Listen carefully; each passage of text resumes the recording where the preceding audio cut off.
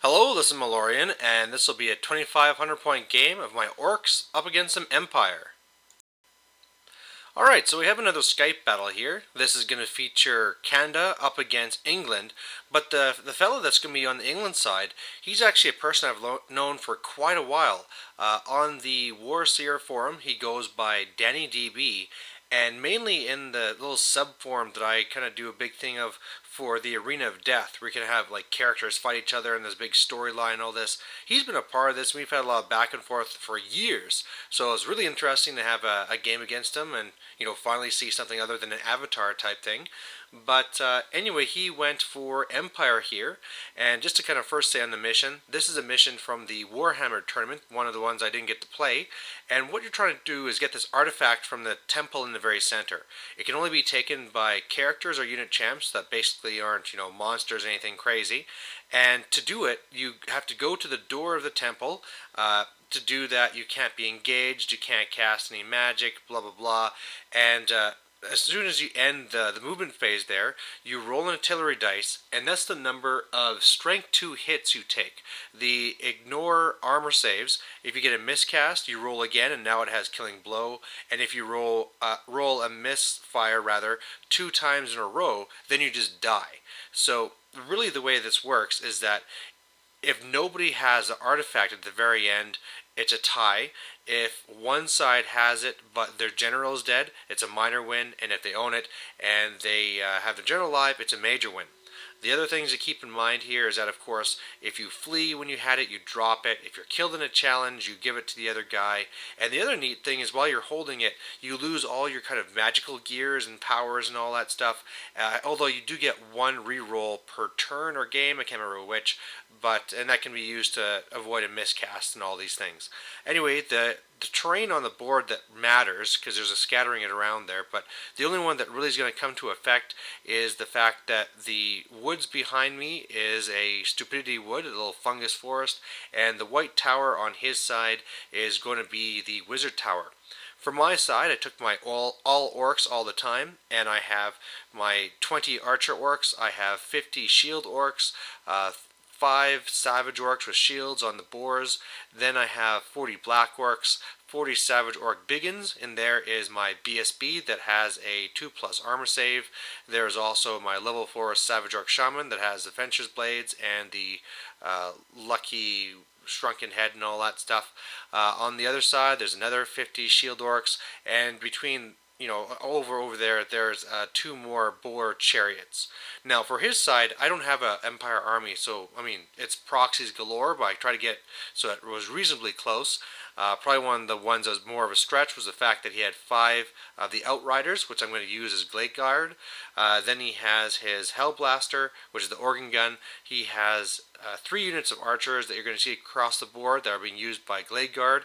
The Grudge thrower in the back there is his rocket battery. He has a little engineer that's back there. The knights on this side are regular knights.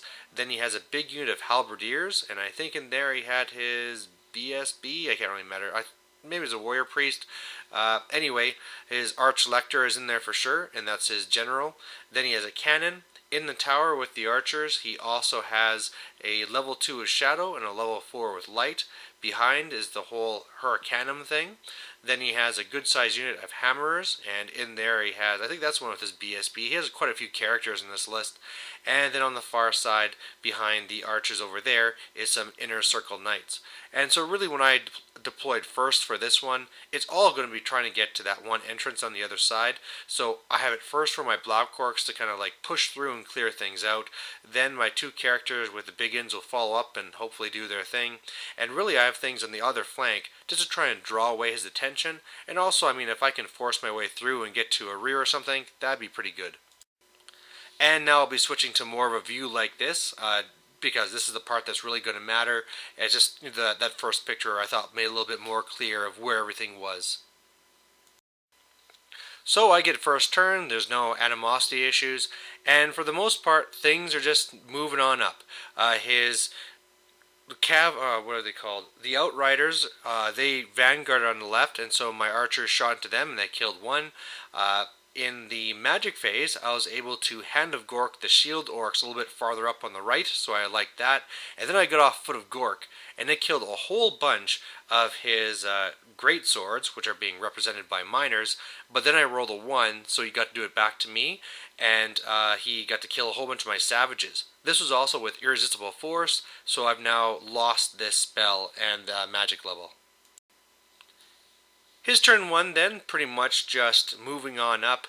His archers are really just seem to be there just to gum me up and get into my face. His shooting goes ahead and he kills my cav on the left side. He gets a cannon into my one left chariot, but only rolls a 1 for number of wounds. So that was pretty lucky. And otherwise, that was pretty much it.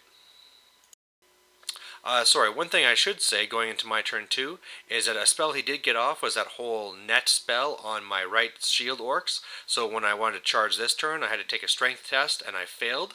The black orcs wanted to charge into the the great swords, and they failed that charge. And I think my shield orcs tried going for a charge too and failed, or maybe they just moved up. I can't really remember right now. But while we're on that side of the board, the good thing I got off is my shooting into those outriders killed quite a few more. So I think there's just 1 left, or maybe 2. So they're not going to be much of a worry anymore. And then otherwise, my magic phase didn't really do anything this turn. Alright, and so on his turn 2, he's really getting into it now. So his great swords are charging into my black orcs. Between his other shooting, of course, he's been doing damage to me.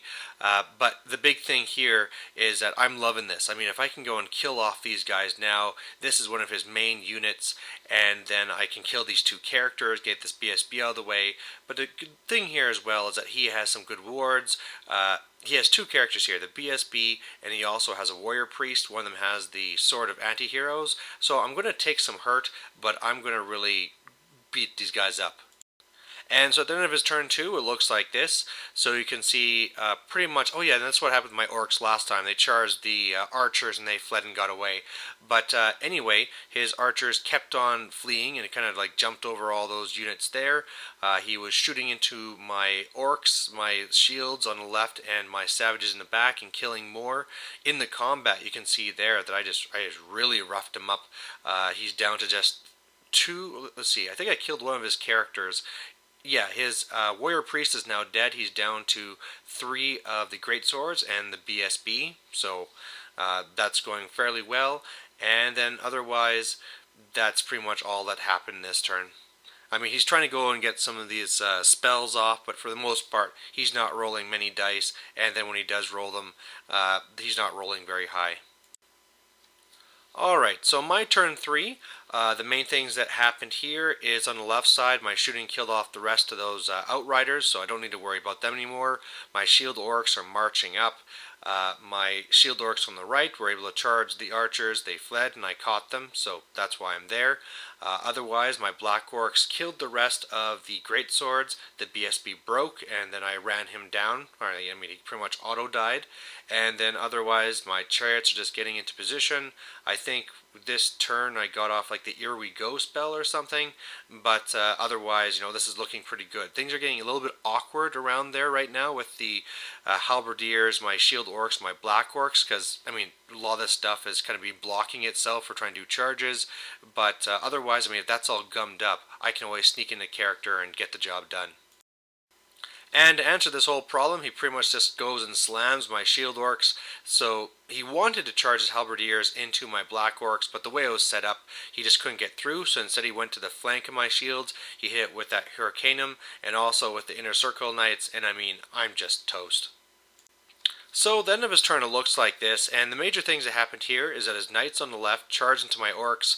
I actually 1 by 1 and he held. My shield orcs on the right got absolutely destroyed, and the big thing here is he only wanted to chase them with the knights, but he failed his test to restrain with both his halberdiers and with his Hurricanum.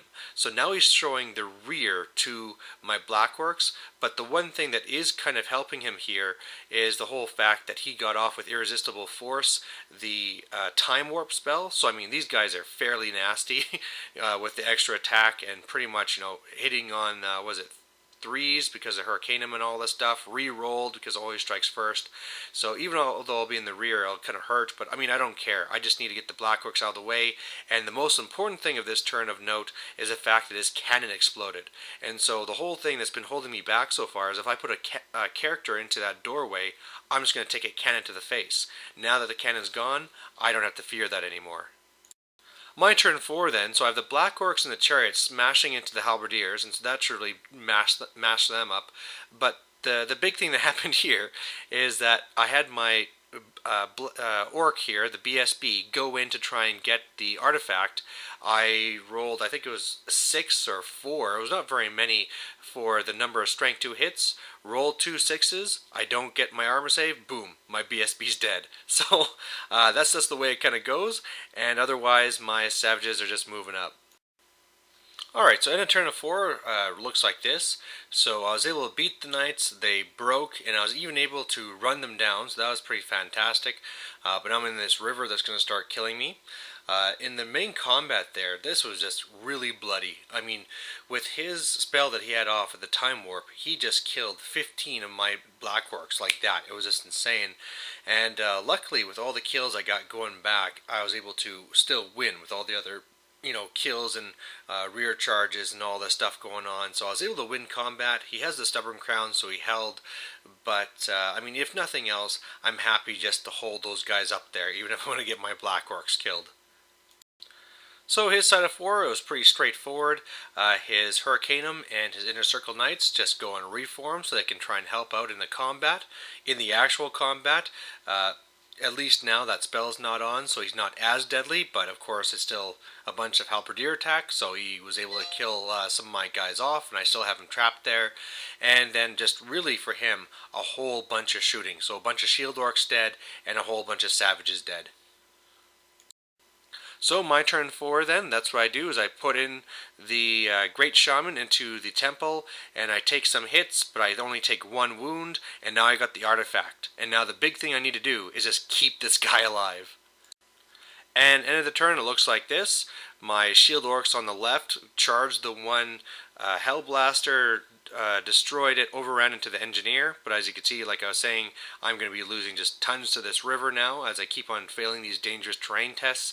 And then in the other combat, we're just grinding each other down there. His turn 4, he joins in here with his Inner Circle Knights and his Hurricanum. And in the end, it looks like this. So some really kind of interesting things happened here. For one, his engineer killed an orc. I then kept on going into the one rocket battery there. And the crazy thing that happened in the one combat was that the impact hits alone killed the one chariot. So that meant that the Inner Circle Knights and the Hurricanum from that point were out of the combat. He then killed my Black Orcs. I don't know, I think he left one alive or something, but either way, I broke, he ran it down, the chariot got away, but otherwise, the thing that could have really gone differently this turn is that he started blasting me with magic. So I had to use pretty much all my dice to make sure he didn't do Pit of Shades to my level 4 there, but then he started doing these magic missiles, and where he could have probably killed my level 4 here, he targeted my Savage Orcs. So I mean, they're down to just 3 models, but at this point I feel lucky to be even in the game. So my turn 5 then, what I decide to do is I just need to get the hell out of Dodge. So I throw all my dice into doing the whole, Hand of Gork, to just teleport my guy the hell away so I can have the item here. All of his war machines have been pretty much destroyed. I'll be too far for his magic missiles, and I'll be good to go. The problem is I got with Irresistible Force, which I could have used the reroll to stop, but I couldn't have him stop it, right?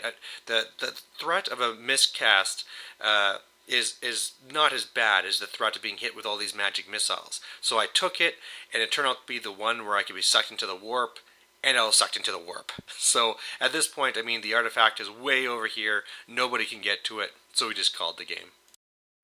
So the game was a tie, and I think overall it was a very interesting game.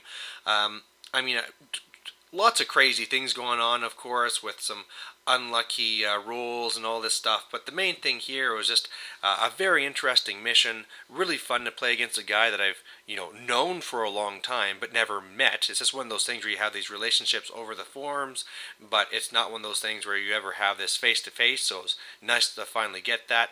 The only thing that was actually interesting with that is that I listen to a lot of British podcasts and I've had games against other British people, but in the past I've had no problem understanding. And this one here I actually found that, of course it's wrong to call it an accent because of course what they're saying there is the correct English, but we had kind of a communication issue there where I was having some trouble understanding some of the things he said. So that's one of the things you have to deal with these Skype games where of course you're playing against other people from different regions and different dialects and all these things, so it's going to come up. But both of us were just having lots of fun. If I ever didn't understand something, I just asked him to repeat it, and turned out to be really good. So thanks for watching. Bye.